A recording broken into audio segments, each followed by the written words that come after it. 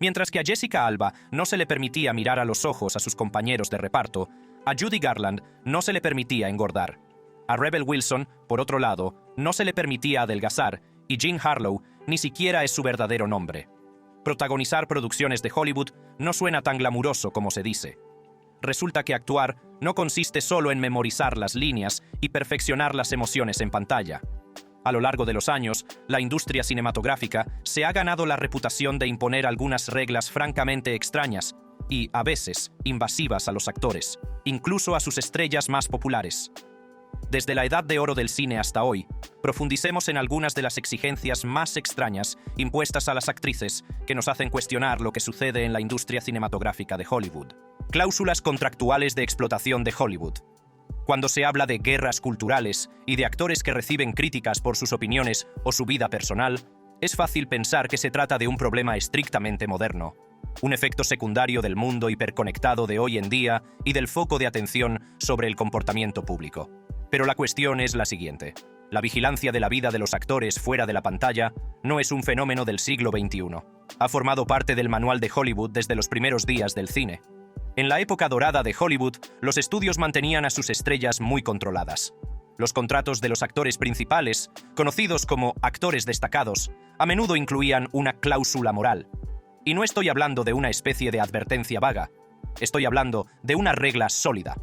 Como se detalla en Eve Golden's Platinum Girl, The Life and Legends of Jean Harlow, estas cláusulas establecían explícitamente que un contrato podía rescindirse si un actor hacía algo en público que pudiera degradarla en la sociedad o llevarla al odio público, al desprecio, al escarnio o al ridículo. En resumen, si una estrella avergonzaba al estudio, estaba fuera. Para evitarlo, Hollywood, en su época dorada, no era precisamente una fábrica de sueños y aprovechó la oportunidad para controlar las vidas de sus estrellas, a veces hasta un grado casi impactante. Para Jean Harlow, la primera bomba rubia de la gran pantalla, su carrera vino acompañada de un conjunto de reglas que dictaban su vida de formas que no te puedes ni imaginar. Los estudios a menudo exigían un público pulido y esgrimían estas cláusulas como una espada, dispuestos a cortar lazos si se avecinaba un escándalo. La idea no era solo proteger la reputación del actor, sino salvaguardar la reputación del estudio. Después de todo, un solo escándalo podía empañar toda una película y ahuyentar al público. Tomemos como ejemplo el contrato de Harlow con Metro-Goldwyn-Mayer, también conocida como MGM. No solo establecía que ella se presentaba a tiempo en el set, sino que también tenía estipulaciones que llegaban al absurdo, siempre intentando alterar su personalidad para convertirla en una bomba sexual. Pero eso no es todo, porque las manipulaciones no se limitaban a su apariencia. Al parecer, el control de MGM se extendió a su vida personal. Su segundo matrimonio, con el ejecutivo del estudio Paul Byrne, duró apenas 2 meses antes de que la trágica muerte de Byrne, dictaminada como suicidio, pusiera a Hollywood patas arriba. El escándalo que rodeó su muerte fue una pesadilla de relaciones públicas para MGM, y en su intento por contenerlo, presionaron a Harlow para que se casara por tercera vez con el director de fotografía Harold Roson. Roson podría haber sido un artista experto detrás de películas icónicas como El Mago de Oz y Cantando bajo la lluvia, pero claramente es una pareja extraña para Harlow. Sin embargo, su unión tenía un solo propósito, que era desviar la atención de la muerte de Byrne. Como era de esperar, el matrimonio terminó en divorcio solo 8 meses después. Sin embargo, la relación más duradera de Harlow fue con el actor William Powell, su coprotagonista en Level-Ed Lady y Reckless. A pesar de su profunda conexión, los dos nunca se casaron. ¿Por qué? Muchos creen que MGM lo prohibió. Según Scandals of Classic Hollywood, de Anne Helen Petersen, el estudio incluyó una cláusula en el contrato de Harlow que le prohibía explícitamente casarse. Para MGM, su soltería era vital para mantener su atractivo como la bomba sexual definitiva de Hollywood. Temían que el matrimonio destrozara la fantasía del público y empañara su imagen. ¿Sabes qué otra cosa creían que empañaría la imagen de una actriz? El comportamiento lujurioso. Y con eso se estableció otra regla: no a las escenas lujuriosas. Desde los inicios del cine, las buenas historias de amor han cautivado a la gente. Pero durante casi 3 décadas, el Código Hays actuó como un estricto guardián que impedía que el amor en pantalla tuviera tintes lujuriosos. De hecho, según los estándares actuales, en los que plataformas de streaming como Netflix muestran escenas de amor con poca o ninguna restricción, los momentos románticos de la edad de oro de Hollywood parecen casi ridículos. sino francamente incómodos. Empecemos por lo básico. Incluso un simple abrazo estaba estrictamente regulado. Los amantes podían abrazarse, claro, pero solo de las formas más neutrales y castas imaginables. Normalmente se rodeaban los hombros con los brazos, con las manos firmemente por encima del estómago o con los codos simplemente entrelazados. Cualquier cosa más sugerente suponía un riesgo de violación del código Hays por parte de los censores. ¿Y los besos? Bueno, tenían su propio reglamento. La pasión estaba prohibida. Los labios podían juntarse, pero con un movimiento mínimo. De lo contrario, el beso se consideraría excesivo y lujurioso. Algunos estudios incluso imponían límites de tiempo, dictando que los besos no podían durar más de unos segundos antes de que la cámara tuviera que cortar. Por supuesto, los cineastas inteligentes encontraron formas de eludir las reglas. Tomemos como ejemplo a Alfred Hitchcock, que en su clásico de 1946, Notorious, rodó una tórrida escena entre Cary Grant e Ingrid Bergman, que técnicamente seguía el código, pero que no parecía tan restrictiva. En lugar de un beso largo, los personajes intercambiaron una serie de besos cortos e íntimos mientras se susurraban y se abrazaban. Era el tipo de romance que parecía natural y apasionado, pero que evitaba provocar a los censores. El código Hays llegó a dictar incluso las posturas que los actores podían adoptar durante las escenas de amor. Una regla particularmente descabellada prohibía a los actores acostarse juntos horizontalmente, porque se consideraba demasiado sexual para la pantalla. Para eludir esto, los cineastas se apegaron a la infame regla de los pies en el suelo. Si un actor tenía la audacia de reclinarse, el otro, generalmente el hombre, debía mantener los pies firmemente plantados en el suelo, asegurando que la escena pudiera explicarse a los censores como técnicamente erguida. Era censura por coreografía, ya que Hollywood caminaba de puntillas alrededor de su propia moralidad autoimpuesta. Si bien estas reglas se aplicaban en general a las escenas de amor, los estudios fueron un paso más allá con sus actrices, imponiendo cláusulas restrictivas en los contratos para mantener una imagen pública impecable. Loretta Young, por ejemplo, una de las estrellas más queridas de la Edad de Oro, es una víctima de esto. La carrera de Young parecía haber sido construida cuidadosamente, pero detrás de todo, su vida estaba dictada por una estricta cláusula de no conducta lujuriosa. Los estudios exigían que sus estrellas mantuvieran las mismas virtudes fuera de la pantalla que dentro de ella. Cualquier indicio de inmoralidad podría arruinar su imagen y su carrera como la novia de América. Al tratar de cumplir con esta regla, Young se enfrentó a su mayor desafío a mediados de la década de 1930, durante el rodaje de Call of the Wild. Tuvo una aventura con su coprotagonista, Clark Gable, y se quedó embarazada. Para proteger su carrera, dejó Hollywood con el pretexto de necesitar descansar. Después, dio a luz a su hija en secreto y adoptó a la niña como si fuera una huérfana que necesitaba un hogar. Esta mentira se prolongó durante décadas, protegiendo a Young del juicio de los fans y de la prensa por igual. Sin embargo, la verdad sobre la paternidad de su hija Judy no salió a la luz hasta mucho más tarde, mucho después de que la Edad de Oro de Hollywood se hubiera desvanecido. Pero los esfuerzos que hizo Young para cumplir su contrato y salvar su carrera solo muestran el nivel de sacrificios que las actrices se veían obligadas a hacer solo para salvar su pellejo. E incluso si una actriz decidía que quería una vida amorosa, eso quedaba en manos del estudio. Los estudios organizaban las vidas amorosas de los actores. No es ningún secreto que las superestrellas de Hollywood siempre han tenido equipos trabajando entre bastidores para crear su imagen pública. Pero en la Edad de Oro de Hollywood, los estudios tenían un nivel de control casi aterrador sobre la vida privada de sus actores, del tipo que causaría indignación si ocurriera hoy. Tomemos como ejemplo al querido dúo formado por Mickey Rooney y Judy Garland. Ambos protagonizaron una serie de películas a mediados de la década de 1930, y los estudios MGM promocionaron con entusiasmo la idea de que su química en pantalla se trasladaba a la vida real. Los fans estaban obsesionados con la idea de que sus estrellas favoritas fueran pareja fuera de la pantalla, sin saber la verdad. Entre bastidores, la reputación de Rooney como mujeriego notorio no podía estar lejos del romance que vendía a MGM.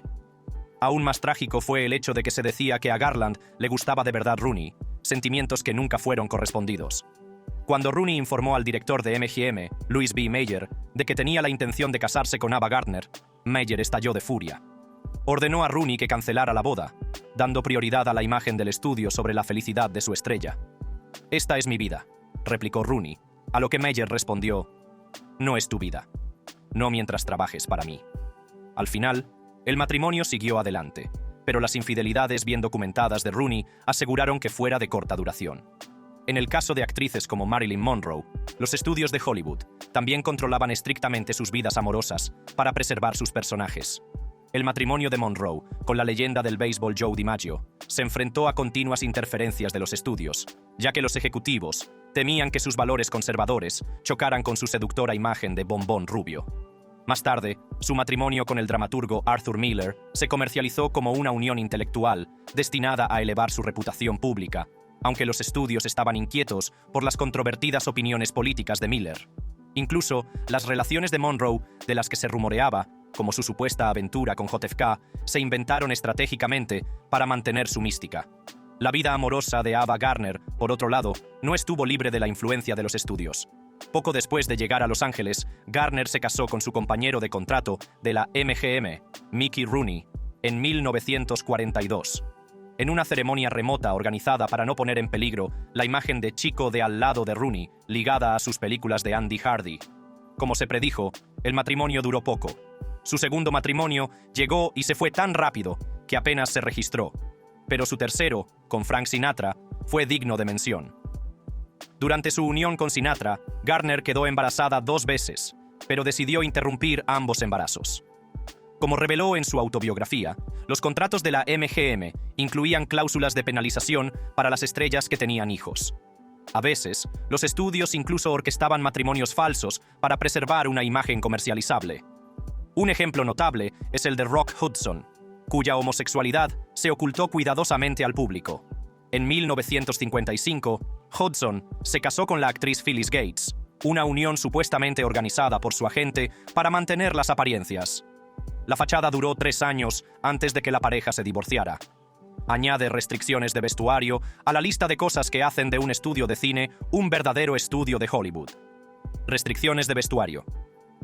Las expectativas en torno al género eran particularmente rígidas en los inicios de Hollywood.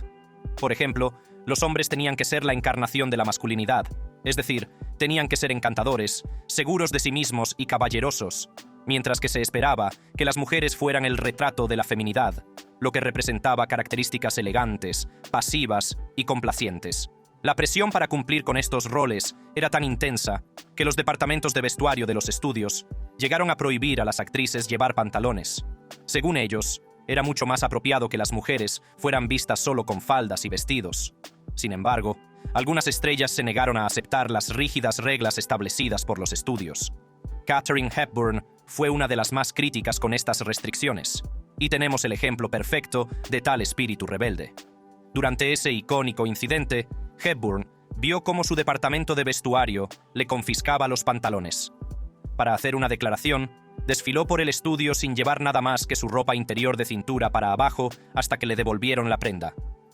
Rita Hayworth, por otro lado, se enfrentó a limitaciones de vestuario al principio de su carrera, ya que su imagen se moldeó para encajar en el arquetipo de la chica de al lado o la heroína inocente. Sus atuendos solían ser modestos, cubriendo gran parte de su cuerpo, y su estilo era formal para mantener la imagen pulcra que Columbia Pictures quería para ella. Aunque Hayworth tenía una figura que podía prestarse fácilmente a papeles más seductores, el estudio controlaba su vestuario y su imagen pública. Luego, cuando se transformó de morena a pelirroja, no fue solo un cambio de color de cabello. Fue un movimiento calculado para crear una imagen más glamorosa y sexy, pero aún dentro de los límites aceptables del decoro de Hollywood de la década de 1940. Judy Garland también se enfrentó a una presión constante por su apariencia. Conocida por su figura naturalmente curvilínea, el estudio la obligó a usar vestidos ajustados y corsés para que su cuerpo se ajustara a los estrechos estándares de belleza de la época. MGM llegó incluso a ponerle ropa interior moldeadora que restringía sus movimientos, todo en un intento de preservar la imagen joven y delgada que pensaban que el público quería ver. Y si cree que eso era una locura, le sorprenderá saber que las actrices ni siquiera tenían la oportunidad de elegir en qué película querían protagonizar en aquel entonces. Los actores no podían rechazar papeles. Durante la época dorada de Hollywood, rechazar papeles no era una opción. En aquel entonces, los actores no se atrevían a rechazar un papel porque no podían permitírselo. Según Harper's Bazaar, rechazar un papel era algo casi inaudito, porque, en la mayoría de los casos, hacerlo podía costarle caro a un actor, a veces incluso perjudicar toda su carrera. La presión para aceptar cualquier papel ofrecido se debía principalmente a los estrictos contratos que los actores se veían obligados a firmar con los grandes estudios. En estos contratos, los estudios ataban a los actores con cláusulas de exclusividad que establecían que solo podían trabajar para un estudio y solo para uno. En ocasiones, los estudios incluso prestaban a sus estrellas a otros estudios. Pero esto era más como enviar a un atleta en una misión temporal en lugar de darle la libertad de elegir sus proyectos. Se esperaba que los actores aceptaran cualquier papel que se les ofreciera, les gustara o no. La estrella de cine Bette Davis, que protagonizó Eva al desnudo y que le sucedió a Baby Jane, fue una de las primeras en desafiar este sistema. Empezó a rechazar papeles que no le convenían. Davis firmó con Warner Brothers a principios de la década de 1930, pero al cabo de unos años, las cosas no iban bien entre ella y el estudio. Una de las principales razones de este desacuerdo fue que Davis se negó a protagonizar películas como La fiera de mi niña, que consideraba inferiores a su talento. El estudio, furioso por el rechazo, la suspendió como castigo. Pero Davis llevó a Warner Brothers a los tribunales, luchando por el derecho a rechazar papeles que no quería. Puede que no ganara, pero se ganó el derecho a rechazar un papel que no quería. Davis acabó yéndose a Inglaterra a trabajar durante un tiempo antes de regresar a Hollywood tras conseguir un salario más alto. Sin embargo, no todas las estrellas tuvieron tanta suerte. Es el caso de Joan Gilbert, por ejemplo. No es actriz, pero solo para ilustrar lo que sucedió cuando rechazó un papel. La carrera de Gilbert se vino abajo después de tener algunos problemas con su estudio.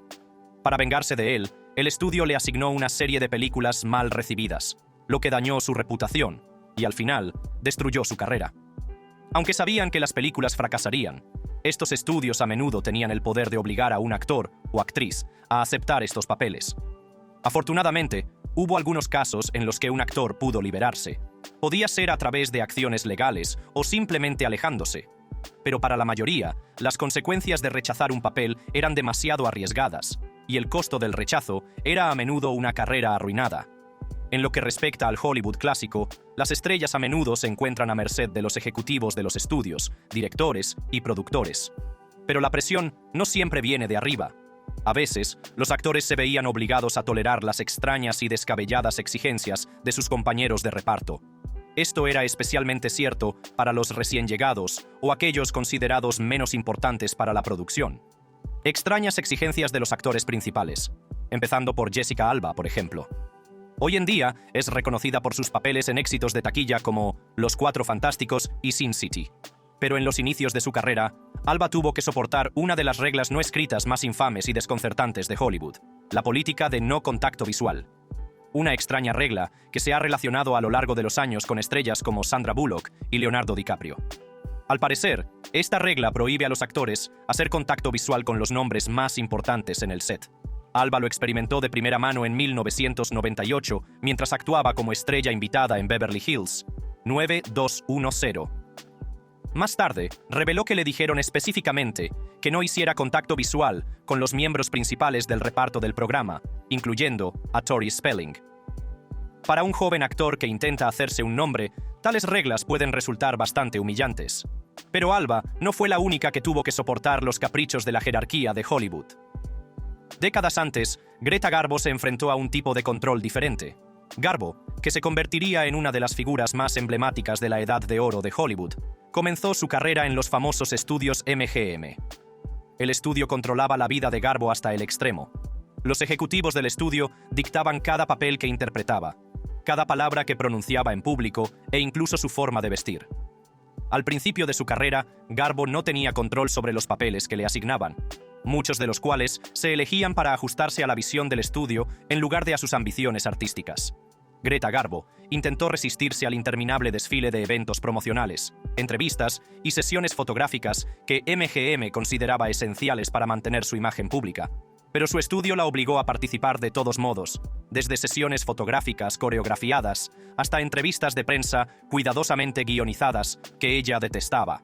Afortunadamente, a medida que se hizo más popular, Garbo ganó influencia sobre el estudio.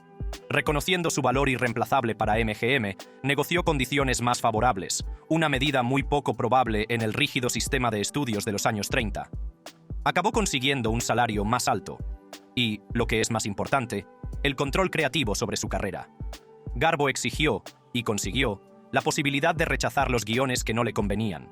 Pero la negativa de Garbo a las exigencias de los estudios no es el único ejemplo de reglas y condiciones peculiares ligadas a las estrellas de Hollywood. Avancemos rápidamente hasta la era moderna y nos encontramos con otro requisito excéntrico, esta vez que involucra nada menos que a la leyenda del cine de acción Tom Cruise.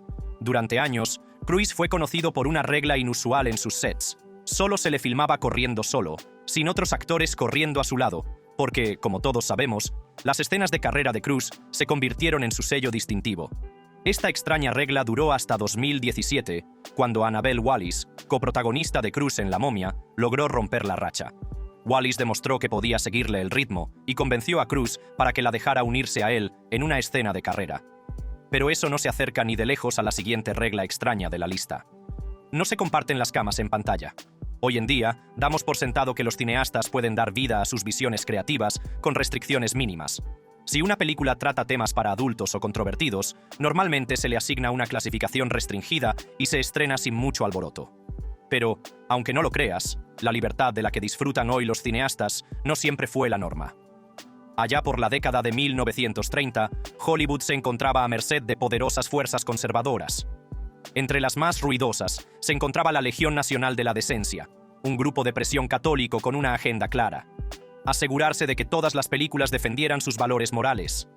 Estos activistas no se limitaban a criticar las películas, sino que presionaban activamente a los estudios para que censuraran los contenidos que consideraban inapropiados, exigiendo que Hollywood alineara sus historias con una visión del mundo acorde con los principios católicos.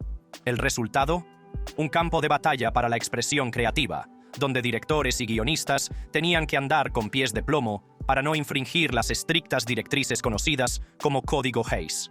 El Código Hays era un estricto conjunto de directrices que determinaría el progreso de Hollywood durante décadas. El código, que lleva el nombre de William Hays, presidente de la Motion Picture Producers and Distributors of America, fue un ataque preventivo contra la censura externa. Hays y los estudios pensaron que si se controlaban a sí mismos, podrían evitar la interferencia del gobierno. Pero esto solo condujo a un reglamento que dictaba lo que se podía y, lo que es más importante, lo que no se podía mostrar en pantalla. Según el Código Hays, los cineastas tenían que llevar un set creativo estrictamente controlado. El crimen no podía pagarse, el romance tenía que mantenerse impoluto y ciertos temas estaban estrictamente prohibidos. Durante casi 3 décadas, el código mantuvo a raya a Hollywood, alejando las historias de cualquier cosa que pudiera considerarse demasiado controvertida. Durante ese tiempo, las representaciones de sexo y violencia estaban estrictamente controladas, y las instituciones sociales como el matrimonio se erigían como modelos de virtud. Pero incluso el matrimonio, tal y como aparecía en las películas, se despojaba de intimidad y se volvía asexuado. Durante años, las parejas casadas en la pantalla se retrataban con una falta casi cómica de conexión física. Otra cosa a destacar era el uso de camas gemelas para las parejas casadas. Sí, muchos personajes casados aparecían durmiendo en camas separadas, como si una pequeña muestra de intimidad compartida escandalizara al público. Pero todo esto fue gracias al Código Hays. Esta representación aséptica de la vida matrimonial continuó así durante décadas como una representación visual de una norma moral que ya no reflejaba el crecimiento o el cambio de la sociedad. Sin embargo, a finales de la década de 1950, las cosas tuvieron que cambiar. El auge de los movimientos contraculturales, la influencia del cine internacional y un creciente apetito por películas que reflejaran experiencias humanas reales comenzaron a dominar el control del Código Hays en Hollywood. A medida que la sociedad evolucionaba y el público se abría a las historias de la vida real, las camas gemelas desaparecieron, y con ellas, la era de las representaciones artificialmente puras del matrimonio. El cine entraba en una nueva etapa en la que las relaciones humanas, en toda su desordenada y compleja gloria, podían por fin mostrarse en la pantalla. A medida que se acercaban los años 60, el Código Hays fue perdiendo su influencia a medida que el público se exponía a nuevas y atrevidas ideas. Directores inconformistas, como Otto Preminger, desafiaban las reglas, traspasando los límites con películas que se atrevían a desafiar las convenciones. Incluso los tribunales se involucraron, con sentencias del Tribunal Supremo de los Estados Unidos que sugerían que era hora de dar un salto hacia una mayor libertad artística. En 1968, estaba claro que el Código Hays había quedado obsoleto. Tras años de aplicación cada vez más laxa, Hollywood adoptó el sistema de clasificación de películas de la MPAA, un enfoque más flexible que permitía a los cineastas contar historias a su manera, sin una lista de moralidad. Otra cosa sobre la que las actrices no tenían control era su propio nombre. ¿Cómo? Vamos a verlo. Los estudios eligen los nombres artísticos de las actrices. Al igual que los raperos, los jugadores y otros artistas, los actores a menudo se reinventan con un nombre artístico antes de saltar a la fama. Es más que un proceso creativo. Por ejemplo, imagina que construyes tu carrera solo para que el nombre de otra persona eclipse el tuyo. En países como el Reino Unido, donde el sindicato de actores Equity desempeña un papel importante, dos actores no pueden compartir el mismo nombre profesional. Si tu nombre ya está cogido, tendrás que ser creativo y elegir uno nuevo. ¿Y qué diferencia puede suponer un nombre? Muchas de las estrellas más emblemáticas de Hollywood empezaron con nombres que parecen muy alejados de sus personajes actuales. Marilyn Monroe, la bomba rubia por excelencia, nació como Norma Jean Mortenson. Encantadora, sí, pero no precisamente legendaria. Rita Hayworth, por otro lado, el epítome del glamour del viejo Hollywood, se llamaba originalmente Margarita Carmen Cansino, un nombre que reflejaba su herencia española, pero que no encajaba con el molde de estrella estadounidense que los estudios buscaban en ese momento. ¿Y Judy Garland? Antes de ser Dorothy, se llamaba Frances Ethel Gom, un nombre que suena más adecuado para una bibliotecaria que para una artista legendaria. Para actrices como Jean Harlow, un cambio de nombre no era solo una cuestión de preferencia, sino una decisión que definía su carrera. Según su sitio web oficial, Harlow cambió legalmente su nombre de pila, Harleen Carpenter, por el más glamuroso Jean Harlow en 1935. La transformación no se detuvo ahí. Para evitar confusiones, su madre pasó a ser conocida como Madre Jean, mientras que la familia y los amigos cercanos de Harlow se referían a ella con cariño como la bebé. Luego está el curioso caso de Joan Crawford, otro icono de la Edad de Oro de Hollywood, cuyo verdadero nombre era Lucille Lesueur. Por si no fuera lo suficientemente complicado, su padrastro lo cambió más tarde a Billy Cassin. Pero cuando Crawford consiguió un contrato con MGM, el director del estudio, Louis B. Mayer, decidió que Lucille Lesueur no era lo suficientemente comercial para su nueva estrella. Sorprendentemente, MGM organizó un concurso público con un premio de $1,000 para encontrar un nuevo nombre para su protagonista. El nombre ganador, Joan Crawford. Aunque hoy en día pueda parecer un nombre glamuroso, se dice que la actriz se horrorizó por la elección, quejándose de que sonaba a crawfish, langosta. A pesar de su disgusto, se quedó con el nombre de por vida. Pero el control de Hollywood sobre sus estrellas iba mucho más allá de elegir los nombres artísticos de las actrices. Incluso llegaba a controlar si las actrices podían tener hijos. Los estudios controlaban la planificación familiar de las actrices. Los ejecutivos de los estudios, al igual que gestionaban las vidas amorosas de los actores, con frecuencia se encargaban de decidir si sus actrices principales tenían permiso para ser madres. ¿Por qué? La respuesta, como siempre en Hollywood, se reducía al dinero. A los estudios les preocupaba que los embarazos pudieran descarrilar producciones con horarios ajustados o alterar la figura de bomba de una actriz, la imagen misma que creían que atraía al público a la taquilla. Pero aquí es donde la historia toma un rumbo inquietante. En la Edad de Oro de Hollywood, las actrices no solo tenían que lidiar con contratos estrictos o soportar sermones severos de los jefes de los estudios. Para muchas actrices de la Edad de Oro de Hollywood, lo que estaba en juego era más que una simple advertencia o una reprimenda. Si una actriz acababa quedándose embarazada, a menudo se convertía en blanco de una gran presión por parte de los mismos ejecutivos que decían tener sus mejores intereses en mente. En algunos casos, las actrices eran coaccionadas con frecuencia para que abortaran. Según el estudio, la maternidad era incompatible con los papeles que se esperaba que interpretaran o la imagen que tenían que mantener. Esto no era solo una advertencia o una reunión para decidir, sino que en realidad estaba incluido en los contratos. Los acuerdos de los estudios a veces incluían cláusulas punitivas que describían las repercusiones para las actrices que se quedaran embarazadas. La desgarradora realidad es que algunos de los nombres más queridos de la historia de Hollywood fueron sometidos a esta horrible práctica. Se rumorea que iconos como Judy Garland, Joan Crawford, Bette Davis y Ava Gardner se sometieron a abortos debido a los estudios para los que trabajaban. Sin embargo, algunas estrellas encontraron la manera de eludir estas duras normas. Joan Crawford y Elizabeth Taylor optaron por la adopción, lo que les permitió continuar sus carreras sin la interferencia de los estudios. Mientras tanto, Loretta Young, de la que hemos hablado antes, ocultó su embarazo, dio a luz en privado y más tarde adoptó a su propia hija biológica, Judy Lewis, solo para mantener su imagen. ¿Y sabes en qué más se puede obligar a una actriz y acabar atrapada? sobrepeso, problemas de salud recurrentes debido a la desnutrición o, peor aún, adicción. Sí, has oído bien. Las actrices podían verse obligadas a perder o ganar peso.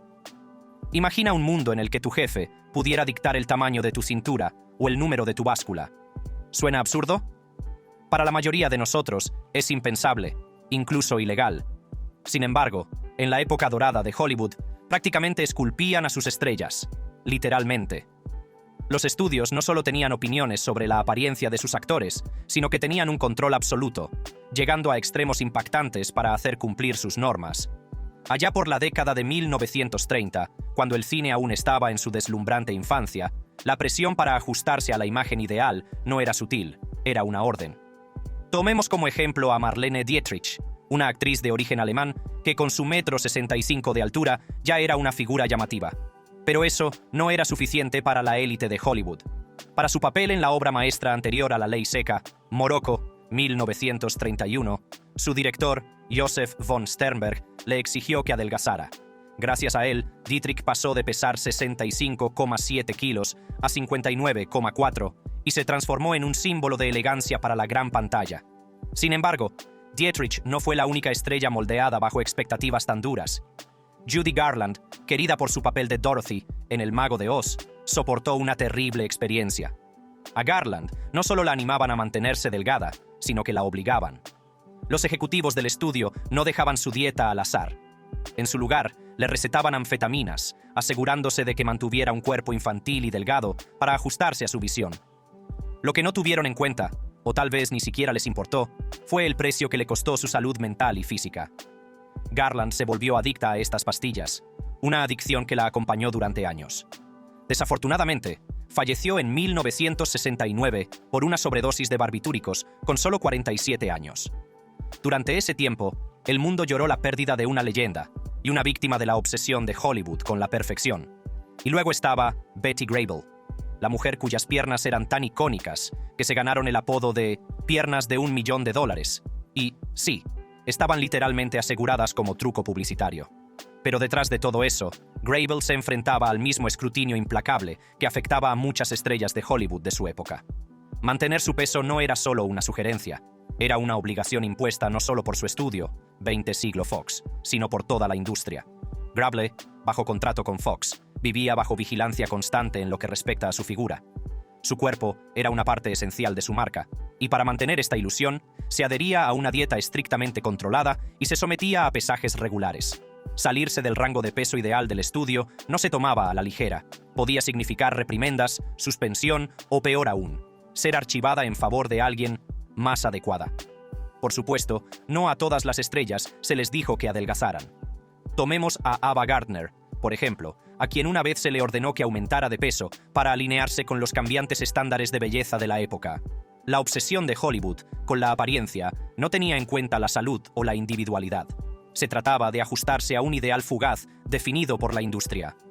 Y aunque resulta tentador pensar en estas historias como reliquias de una época pasada, la realidad es que la obsesión de Hollywood por el peso no ha desaparecido, simplemente ha evolucionado.